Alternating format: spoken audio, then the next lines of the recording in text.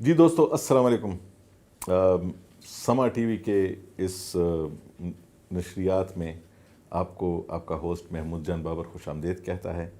آپ کو معلوم ہے وقتاً فوقتاً ہم ایسی شخصیات سے ملتے ہیں کہ جن کے پاس معلومات، احساسات اور ان کی ابیتیوں کے خزانے ہوتے ہیں، اور یہ خزانے اس لیے لائے جاتے ہیں تاکہ آپ انہیں دیکھیں اور آپ کو معلوم ہو کہ آج ہم جس حالت میں ہیں تو یہ پاکستان جو بچا ہوا ہے تو کن کی وجہ سے بچا ہے. جی سر شکریہ. یہ پٹھانوں کی تاریخ کے حوالے سے آپ کی تحقیق کے حوالے سے بڑی عجیب اور انٹرسٹنگ باتیں سنی ہیں. کیسے یہ کام شروع کیا؟ جناب یہ 1987 میں نے ایک سیمینار اسلام آباد میں اٹینڈ کیا جو کشمیر کے اوپر تھا. کشمیر کی جنگ 1947-48. اس میں بہت سارے اسپیکر تھے اور بڑے یہ اس پڑھے کا لکھے. موضوع تھا 1947 وار. تو میں ان اسپیکرز کو دیکھ کے کہ سب نے پٹھانوں کو برا بھلا کہا کہ پٹھان اگر نہ آتے کشمیر تو ہم سری نگر بھی فتح کر لیتے، ہم لداخ بھی پہنچ جاتے. اور واقعی مجھے ایک حیرانی ہوئی. اور یہ میں سب کشمیری تھے؟ نہیں، یہ جو بولنے والے تھے یہ عام وہاں چانسلر تھے ادھر کے، اچھا. سندھ سے آئے ہوئے، پنجاب سے آئے ہوئے بڑے سینئر پڑھے لکھے لوگ تھے. اچھا. اور ان سب نے موسٹلی تقریباً زیادہ لوگوں نے اس طرح کی باتیں کی پٹھانوں کے بارے میں. تو مجھے بڑا ایک احساس ہوا کہ یہ کیا واقعی ہم اس طرح تھے. تو میں نے آ کے اپنے بھائی سے، جو میرے بڑے بھائی تھے وہ جنرل ریٹائرڈ تھے، ان سے بات کی کہ میں نے تو اپنے بڑوں سے سنا ہے کہ ہم نے تو یہ جو کشمیر ہے ابھی آزاد کشمیر، یہ تو پٹھانوں نے آزاد کیا ہے، اور لیکن وہاں آ کے ہمیں گالیاں دے رہے یہ تھے. تو خود ہم نے کشمیریوں سے بھی سنا ہے. ہاں، کشمیر خود کہہ رہے تھے کہ یہ پاکستانوں نے کیا. تو مجھے بھائی نے یہ مشورہ دیا کہ تم شہیدوں کا، جو اس لڑائی میں پٹھان شہید ہوئے ہیں، وہ پٹھان جو ایز اے مجاہدین آئے، ایز اے فائٹر آئے، ایز اے ٹرائبس مین آئے، ان کو جو شہید ہیں ان کو ٹریس کرو اور ان کے لیے ایک کتاب بناؤ، ان کے ناموں کی لسٹ بناؤ. تو اس دن کے بعد میں نے یہ کام شروع کیا. پہلے میں نے پٹھانوں کی ہسٹری کے لیے کتابیں دیکھیں. مجھے کوئی میں سیٹسفائیڈ نہیں تھا کہ پٹھانوں کی ہسٹری جو لکھی گئی تھی وہ بھی مجھے اتنی پوری نہیں لگی، کمپریہنسو نہیں تھی. ہر ایک نے اپنے قبیلے کے بارے میں لکھا ہوا ہے اور وہ بھی بہت ہی ایک میڈیاکر طور پہ تھا، سرسری سی باتیں تھیں، بالکل شیلو قسم کی بات. تو میں نے اس کو ذرا اور ایڈوانس میرا ارادہ تھا کہ میں اس کو ایک بہت کمپریہنسو شکل میں پریزنٹ کروں. نئی ریسرچ میتھڈالوجی کے ذریعے. تو میں نے میٹیریل اکٹھا کرنا شروع کر دیا، ریسورسز کہاں سے میں اکٹھا کروں. میں نے آرکائیوز وزٹ کیے، پشاور آرکائیو، کوئٹہ آرکائیو اور اسلام آباد آرکائیو. اور میں کیبنٹ ڈویژن گیا، ادھر سیکٹری اس وقت تھے صاحبزادہ امتیاز. ان سے ریکویسٹ کی کہ مجھے اوریجنل ایکچوئل حقیقت چاہیے. تو انہوں نے اس طرح مدد کی کہ انہوں نے ایسٹ انڈیا، ہمارے جو ہماری لائبریری ہے اس میں لنڈن میں، انڈین آفس لائبریری، اس کی مائکرو فلمز 10 کروڑ کی اس نے منگوائی اور ایک سینٹر بنایا کیبنٹ ڈویژن میں، نیشنل ڈاکومنٹیشن سینٹر. وہاں سے میں نے انفارمیشن لی. گیزیٹیئرز، جتنی ہماری پرانی کتابیں، مخزن افغانی، جو یہ گیزیٹیئرز تو وہ ہوتے ہیں جس میں پرانے وہ لیٹر جو ایک دوسرے کو بھیجے گئے ہوتے ہیں، وہ سب کچھ اس میں وہ بھی.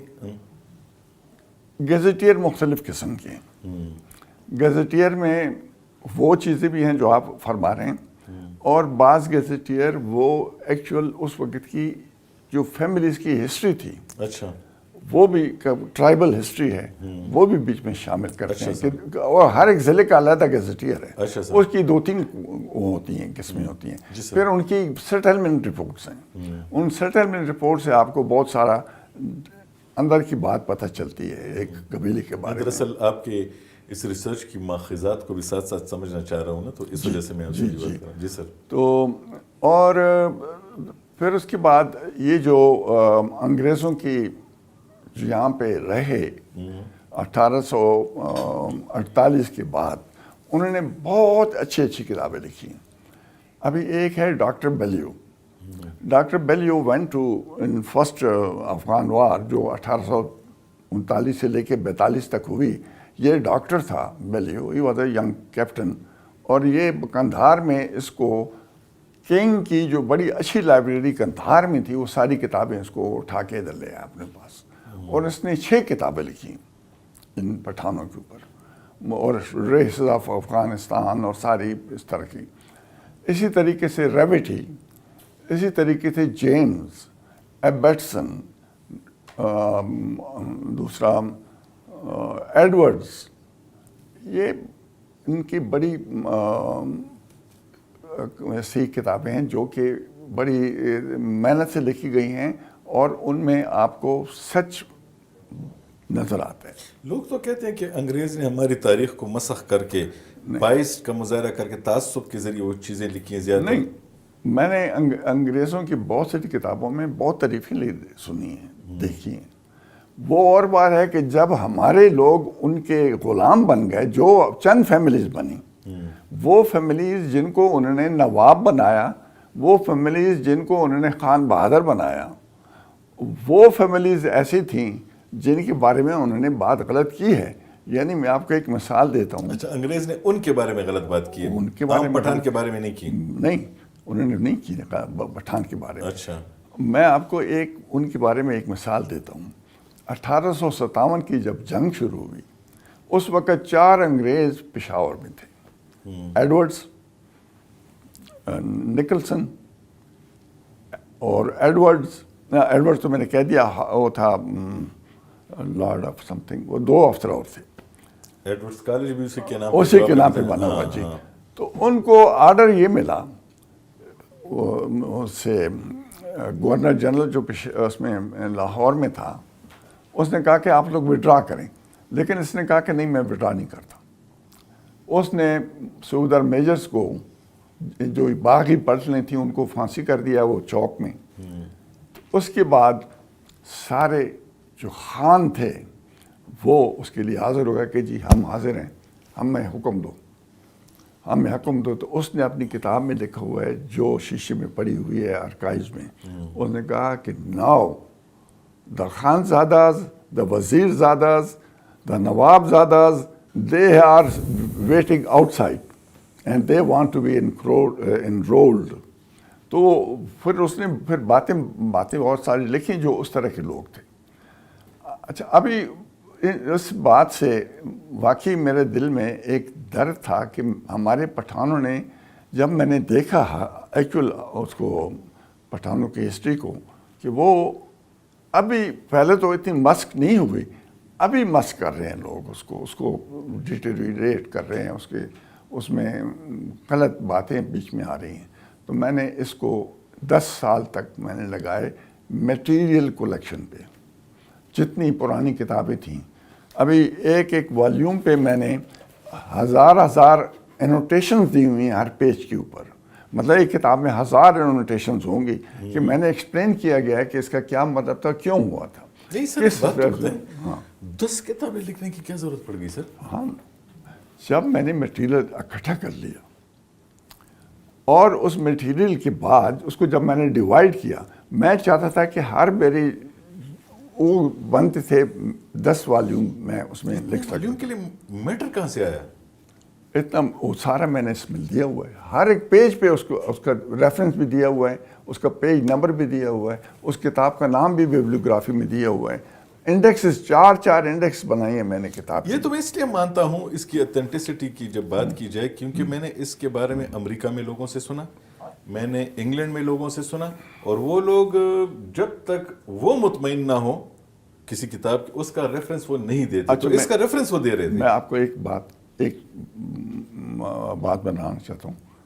اس کتاب کو پبلش ہوئے 1 مہینہ ہوا 2002 میں. مجھے ٹیلی فون آیا امریکہ سے. شی واز جو بات کر رہی تھی، she was the chair person of strategic studies of America. وہ لیڈی نے اس نے مجھے کہا کہ میں کوہاٹ آنا چاہتی ہوں for this book.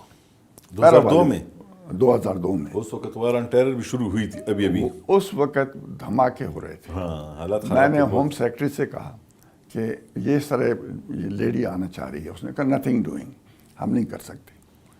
Us lady نے ان کو میں نے کہہ دیا کہ ساری یو کان کم، یہ ہمیں پرابلم ہے، سیکورٹی کا پرابلم ہے. تو she said this is none of your job, my government will look after me. And she came. ہاں کوہاٹ آنا چاہتی تھی، ہم نے پشاور میں روک لیا. اس کو پشاور میں ہمارا ایمبیسڈر بھی ساتھ تھا اور وہ لیڈی بھی ساتھ تھی. تو وہ نیو یارک سے ایک لیڈی آ گئی، ناروے سے ایک لیڈی آئی، and they stayed with me in my house for this book. جب واجپائی آیا، واجپائی جب مشرف کے وقت میں ادھر آئے تھے، اس کے ساتھ 3-4 آدمی آئے تھے جو انہوں نے پہلے سے انفارم کیا کہ کسی کے تھرو کہ ہم آپ سے ملنا چاہتے ہیں فار دس بک. انڈیا سے آئے تھے. آپ اس کو ایک کتاب کو والیومنس آپ نہ سمجھیں. This is when you start reading it and you find اس کا ریفرنس کیا ہے. میں نے اس کو ہر فیملی کو بیچ میں شامل کیے. I have not left a single. Sir ji, ساکھ بہترین ہے، پوری دنیا میں لوگ اس کتاب کو مانتے ہیں، وہ پڑھتے ہیں، آتے ہیں، پختونوں کو سمجھنے کے لیے اسی کتاب کو پڑھتے ہیں زیادہ تر. دلچسپی ہماری بھی بڑھ گئی ہے. یہ بتائیں، عجیب بات یہ آپ نے پختون اور پٹھان کو، افغان کو الگ الگ کیا ہے، یہ کیسے؟ اصل میں ایک ریس کو ڈسکرائب کرنے کے لیے آپ 2 طریقے استعمال کر سکتے ہیں. ایک تو لیجنڈری ہے جو ہم ماں باپ دادا نکڑ دادا سے سننے آ رہے ہیں، اور دوسرا ہے سائنٹیفک طریقہ. دونوں طریقوں سے پٹھان اور افغان علیحدہ ہیں. ہم آپ کو پہلے لیجنڈری کو دیکھتے ہیں. لیجنڈری میں ہم وہ کرتے رہے ہیں، کتابوں میں پڑھتے رہے ہیں، پرانی کتابوں میں لکھا ہوا ہے، لیکن اس کا کوئی پروف نہیں ہے، ڈیمونسٹریٹو پروف. یہ وہ سینہ بسینہ آ رہی ہے. وہ اس میں یہ طالوت علیہ السلام کو ہم اپنا جد امجد سمجھ رہے ہیں. پٹھانوں کا؟ افغانوں کا. اچھا، افغانوں کا. جی. طالوت کے 2 بیٹے تھے، ایک ارکیہ اور ایک ارمیہ.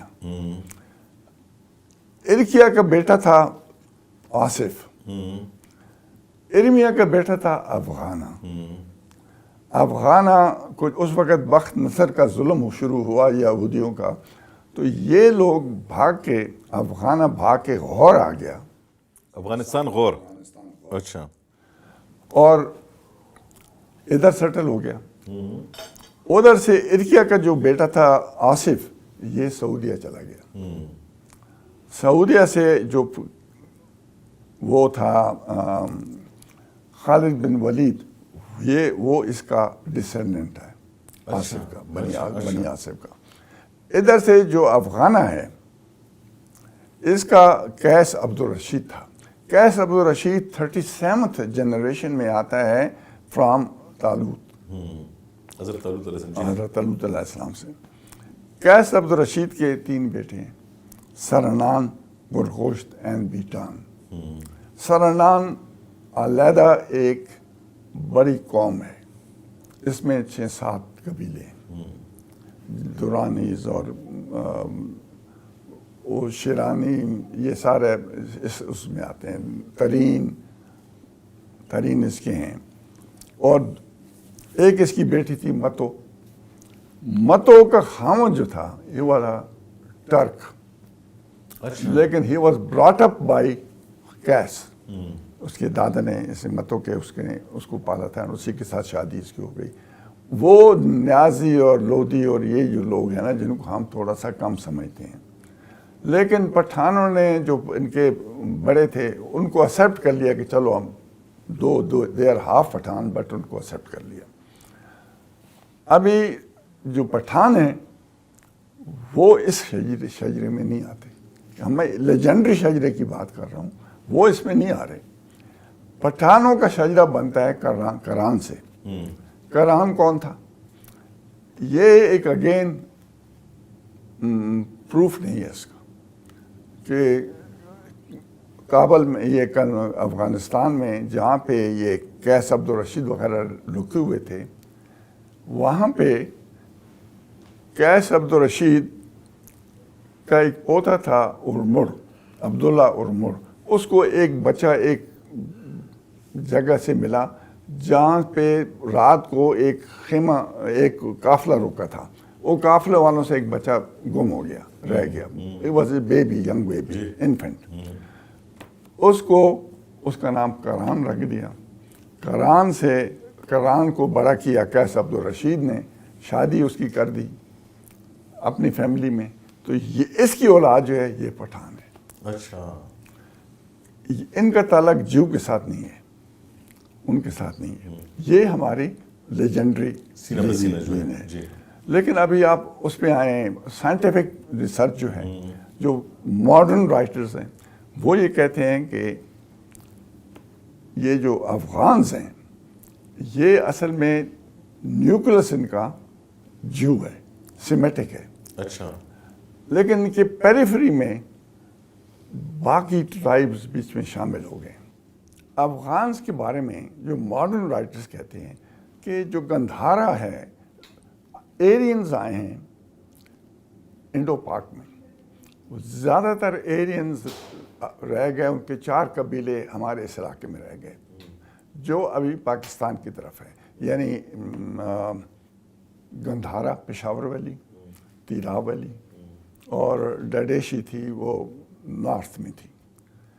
جو گندھاریز تھے یہ سیٹل تھے پشاور کی ویلی میں۔ 5th سینچری AD اس میں وائٹ ہنز آتے ہیں۔ وائٹ ہنز، اور ان کا مذہب کیا تھا؟ یہ جو گندھاریز تھے یہ میجین مذہب تھا، یہ بدھ مت مذہب تھا۔ اس وقت بدھ مت اس علاقے میں بہت پھیلا ہوا تھا، وہ بامیان میں جو بڑے اسٹیچوز تھے اور یہ وہی بدھ مت والا تھا۔ تو یہ ان کو وائٹ ہنز نے شفٹ کیا، یہاں سے موو کیا، یہ چلے گئے ہلمند دریا کے کنارے پہ، انہوں نے اپنی سیٹلمنٹ بنا لی ایک گندھاریوں نے، اور اس کا نام گندھار کی نام انہوں نے گندھار رکھا، لیکن وہ کندھار ہو گیا۔ اچھا، ٹھیک۔ ان کے پاس ایک پیالہ تھا، ایک باؤل تھا بڑا، 12 فٹ ڈائے کا، پتھر میں، 12، اس کو انہوں نے چٹان میں کاٹا ہوا تھا، اس میں کہتے ہیں کہ گوتم بدھا نہایا ہوگا۔ تو وہ بدھسٹ تھے، وہ اپنے ساتھ ہاتھیوں پہ ڈال کے ادھر لے گئے، ان کے لیے مقدس ہو گیا، ان کے لیے مقدس تھا۔ وہ اس وقت کابل میں میوزیم میں پڑا ہوا ہے۔ فرق اتنا ہے کہ اس کے اندر آیت الکرسی لکھی ہوئی ہے۔ اچھا۔ ابھی ادھر کیا ہوا، جب یہ گئے اس جگہ افغان بھی آباد تھے، ان کے ارد گرد نزدیک تھوڑے فاصلے پہ، کچھ عرصہ 200-300 سال تک آپس میں ان کا ملاپ نہیں ہوا، بعد میں ان کا ملاپ ہوا۔ پشتو لینگویج جو ہے نا، یہ گندھاری ان کی ہے، ایرین کی ہے، یہ ایسٹ پرشین لینگویج ہے۔ اس کا میں آپ کو ٹیبل بنا ہوا ہے، اگر اس کی آپ فوٹو بھی وہ لے لیں گے سر۔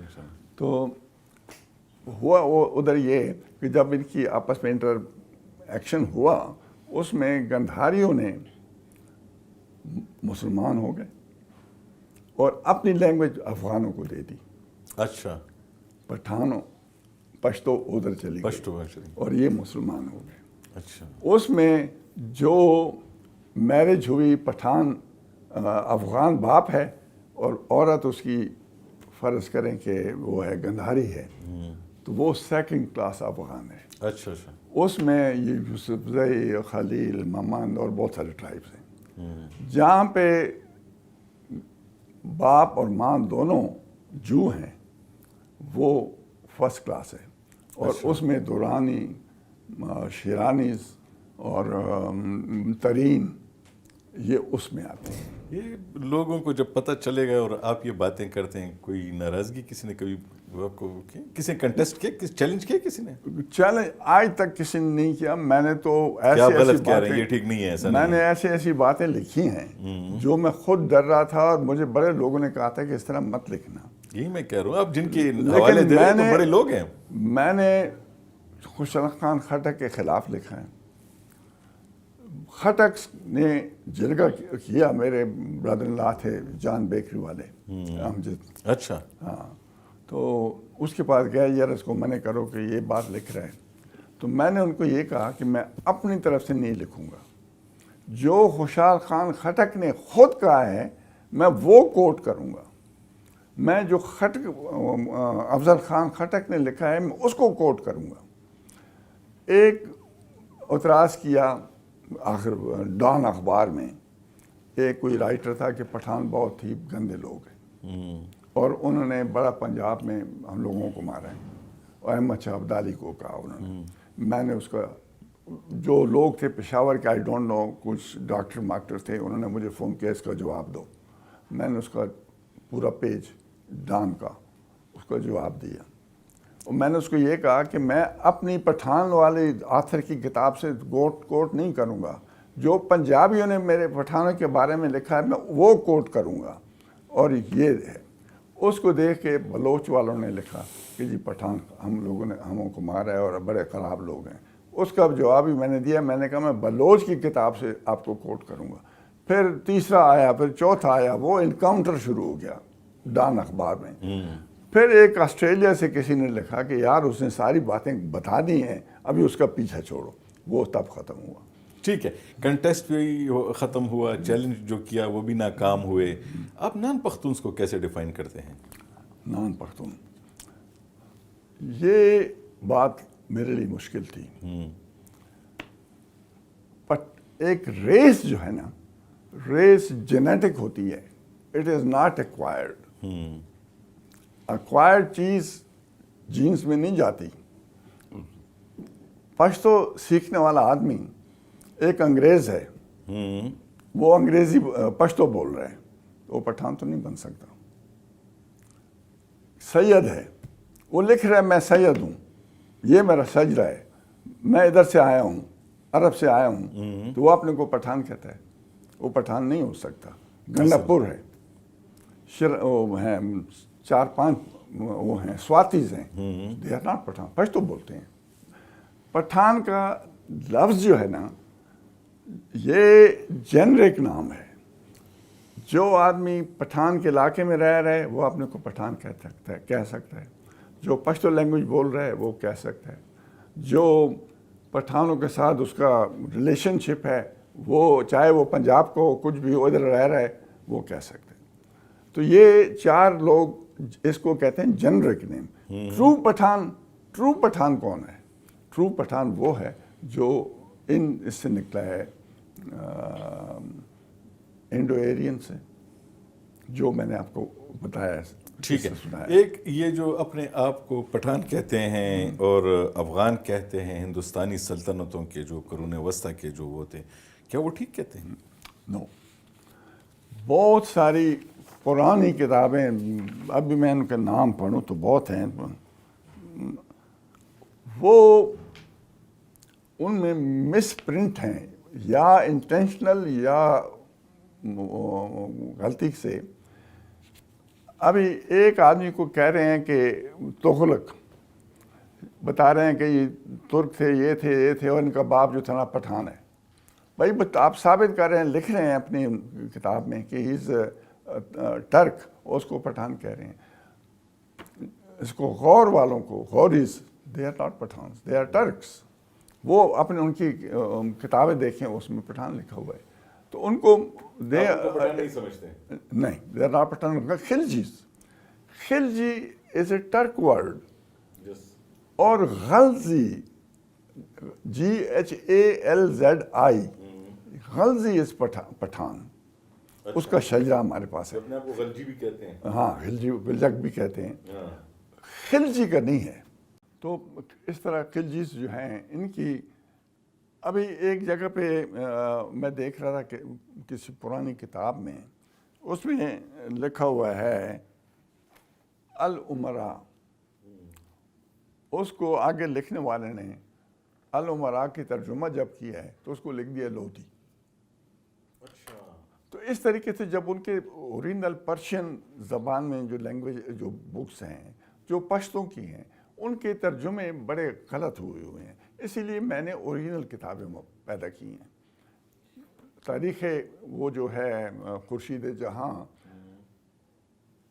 اچھا، اور یہ حیات افغانی، سہولت افغانی، یہ اوریجنل میں نے پیدا کی ہیں اور بڑے لوگوں نے میری مدد کی ہے اس میں۔ اس والے آفس والے تھے، کیبنٹ ڈویژن تھی، آرکائیوز کے تھے۔ کوہاٹ کی سیٹلمنٹ رپورٹ مجھے انہوں نے کلکتہ سے منگا کے دی ہے، کوہاٹ کی 1884 کی۔ آپ نے کن معیارات کی بنیاد پہ کچھ خاندانوں کو اپنے اس کام میں شامل کیا ہے؟ وہ کیا تھا 1857 کے لیے۔ 1857 میں آپ کو ایک مثال دیتا ہوں کوہاٹ کی۔ کوہاٹ میں کیویگنری واز ادھر فوجی تھا، کیپٹن تھا۔ جو ہی جب ادھر وہ ہو گیا نا، جو اس نے ایڈورڈز نے پھانسی کر دیے تھے ان سب صوبیدار میجرز اور صوبیدار وغیرہ جنہوں نے بغاوت کی تھی، پوری پلٹن نے بغاوت کی تھی، لیکن اس نے ان کو جیسز کو پھانسی کیا تھا۔ پھر اس کے بعد سارے رام ہو گئے، ویدر وہ جو بھی تھے، جو بھی پٹھان تھے۔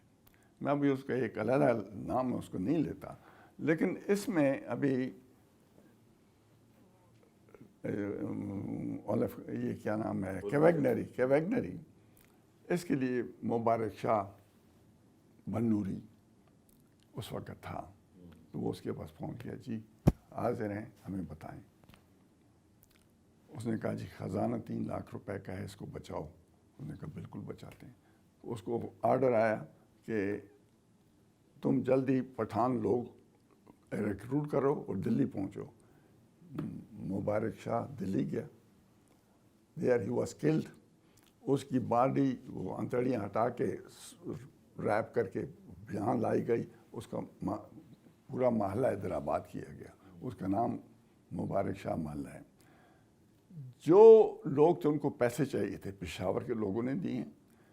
خاندان جو خان تھے وہ ایسے ہاتھ جوڑ کے کھڑے ہو گئے، they said any thing you want we will provide you against Pathans, against مسلمان۔ قوم کے لوگوں کے خلاف انہوں نے کہا کہ ہم سب کچھ دیں۔ مسلمانوں کے لیے سوات کے لوگ جو تھے، سوات کا جو بڑے تھے، انہوں نے نکلسن نے کہا کہ جو ان مسلمانوں کا سر کاٹ کے لائے گا ہم اس کو 50 روپے انعام دیں گے۔ سوات کے مذہبی لوگوں نے لوگوں کے سر کاٹ کے اس کو دیے۔ چمکنی گاؤں ہے، اس کا خان تھا، اس کو رنجیت سنگھ نے کہا کہ آدم خیل افریدیوں کے 50 سر ہر سال مجھے پرووائڈ کیا کرو، ہر سر پہ 50 روپے دیں گے، اگر نہیں دو گے تو 50 روپے تمہارے کٹ جائیں گے۔ اور جو بھی ملا اس کو سر کاٹا، اس نے کہا جی افریدی ہے۔ اس کی رسیدیں میرے پاس ہیں۔ نہیں تو یہ افریدی ٹارگٹ کیوں تھے؟ وہ افریدی اس لیے تھے کہ افریدیوں کی وجہ سے انگریز کوہاٹ سے بھی نکلے تھے اور درے میں بھی۔ افریدی کا جو واقعہ ہوا تھا، اب وہ تو بعد کی بات ہے۔ یہ تو بڑا منصوبہ لگ رہا ہے سر، اس کی تکمیل کب تک ممکن ہے؟ جی ابھی میں last 9th and 10th volume کر رہا ہوں۔ دس از دا والیوم جس کے لیے میں نے سارا کام کیا ہے، اس والیوم کے لیے کیا، 10 والیوم کے لیے۔ دس از 1947 وار، پٹھانز اینڈ 1947 وار۔ اس میں پٹھانوں نے کیا کام کیا، کیا انہوں نے اس میں قربانیاں دیں، کس طریقے سے لڑے۔ ان کیا قربانی دی 1947 کی اس میں جنگ میں کیا تھا؟ پٹھانوں نے جرمن کی فوج ورلڈ وار 2 میں مشہور تھی، اس کو کہتے تھے بلٹس کریگ، یعنی تھوڑے وقت میں بہت علاقہ قبضہ کرنا۔ پٹھانوں نے اس کا ریکارڈ بھی توڑے۔ انہوں نے 4 دن میں 80 میل کا تو علاقہ. کیا پٹھان اس وقت ایک فارمل فوج کے طور پہ لڑ نو رہے تھے؟ نو نو کیونکہ وہ تو آرمی تھی جس کا آپ نے حوالہ دیا. نہیں, یعنی یہ انفارمل آرمی کے طور پہ انہوں نے یہ سب کچھ کیا. ٹرائبز مین تھے. اچھا. دے ٹرائبز مین تھے. They were gathered together by the Pir of Manki Sharif. جن کا آپ نے بلٹس کا ذکر کیا تو وہ تو باضابطہ طور پہ آرمی. وہ آرمی تھی ان کی, جرمن کی. آرمی بھی نہیں تھی. نہیں آرمی بھی نہیں تھی.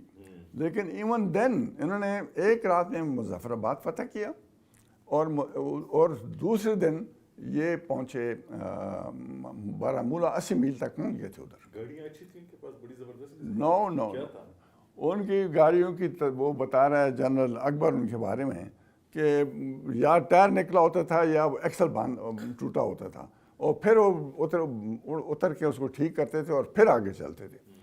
تو لیکن انہوں نے ان کو دیکھ کے وہ ڈوگرا فورس, ڈوگرا آرمی رک نہیں سکی. پٹھان آ گئے, نام لایا پٹھان آ گئے. تو آپ کی ریسرچ کیا کہتی ہے کہ یہ پٹھان تو لوگ کہتے ہیں کہ سری نگر بھی فتح کر جاتے اگر ٹیبل پہ یہ جنگ نہ ہارتے تو. نہیں, اس کی ایک خرابی ہوئی ہے. بارہمولہ میں وہاں سے سری نگر 35 کلومیٹر تھا. بارہمولہ میں جو ان کے بڑے تھے, میجر خورشید انور, میجر اسلم, انہوں نے ان کو 2 دن ڈیٹین کیا. اس ڈیٹین کو الٹا پڑ گیا ہمارے لیے. انڈیا نے کہا کہ 2 دن یہ ریپ کرتے رہے, 2 دن یہ وہ کرتے رہے, لوٹ مار کرتے رہے. حقیقت میں یہ تھی کہ اس دن فیصلہ کرنا چاہتے تھے کہ بھائی ابھی سری نگر تو ہمارے پاس ہے, ہم نے ابھی فتح کر لینا ہے, اس کے بعد پریزیڈنٹ کون بنے گا, اس پہ لڑائی ہو رہی تھی. جی دوستو, دیکھا آپ کو کیا, مجھے خود بھی نہیں معلوم تھا. اتنی کتابیں پڑھنے کے بعد بھی مجھے نہیں پتا تھا کہ ہم پختون, ہم کون ہے, کہاں سے آئے, کون کس کا شجر نسب اسرائیل کے ساتھ اور کس کا کس کے ساتھ ہے. اور یہ کتاب آپ کو معلوم ہے, ابھی ہمیں محترم ہارون رشید صاحب نے بتایا کہ جب یہ کتاب چھپی تو یہ اس وقت پاکستان کے تمام جتنے بھی سفارت خانے دنیا میں موجود ہیں, ہمارے لیے کام کرتے ہیں, فارن آفس نے انہیں کہا ہے کہ یہ کتاب اپنے پاس رکھیں گے اور یہ ان سب کو پرووائڈ کر دی گئی ہے. انہیں کہا گیا اسے پڑھیں. دنیا میں جہاں پہ بھی لوگ علم پر یقین رکھتے ہیں وہ اس کتاب سے استفادہ کرتے ہیں, سوائے ان کے جن کے بارے میں یہ کتاب لکھی گئی ہے, پختون خود. اس سے زیادہ میں کیا کہوں. اللہ حافظ.